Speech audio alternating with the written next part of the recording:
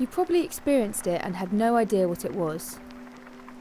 That tingly sensation in your head and down your back that you may find incredibly relaxing, brought on by seemingly random triggers like whispering, tapping, or even getting a haircut.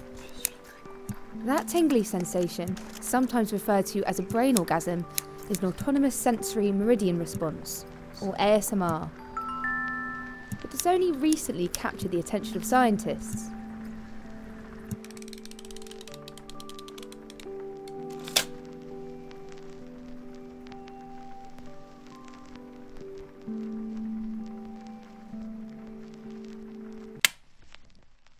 Psychologist Julia Pereiro has spent the last few years researching ASMR and its effects. We know a few things about ASMR now. There have been a few studies. We know, for example, what the most common triggers are. For example, we know that common triggers include whispering, soft speaking and tapping. We also know that people typically develop ASMR in childhood, so around the age of sort of 15 and younger.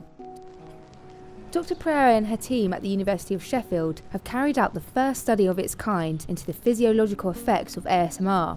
And what we found was that participants who experience ASMR, not only do they report feeling more calm and relaxed when they watch these videos, but they also show significant reductions in their heart rate. So their physiology as well as their self-reported emotions are telling us that they're feeling more relaxed when they're watching these videos. We have the internet to thank for bringing global attention to ASMR. People began to talk on forums about the tingles and the relaxing sensation they got from certain triggers.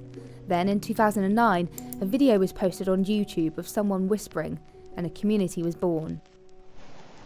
Hello.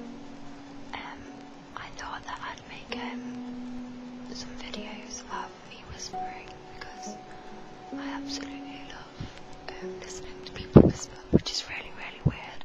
The experience of ASMR is very pleasant and very relaxing. And it's something that people have experienced in their everyday lives, but now they can log on to YouTube and get a simulation of encounters that would induce ASMR in their everyday lives, sort of on demand, so they're using it for their own therapeutic benefits. There's millions of ASMR artists and people watching ASMR is just growing and growing and growing. But I think the really important thing to point out is that ASMR existed before YouTube and before it was even named ASMR. You still find people today who don't know about the community on YouTube but experience ASMR, and I get people contacting me saying, I didn't know that this was something other people experienced, for example, and they're not aware of it as ASMR, but they are aware of what the feeling is. The popularity of ASMR videos on platforms like YouTube suggests there are many benefits to viewers, and there is plenty of anecdotal evidence that these videos alleviate insomnia, stress, anxiety, depression, and even loneliness. The science is yet to back this up though, and right now we only have the findings of Dr. Pereiro's research to show there is any physiological response at all. So what next? What we really need is evidence to show what is going on neurologically when people are watching ASMR videos, so when they're experiencing ASMR. And I think that's kind of the next step.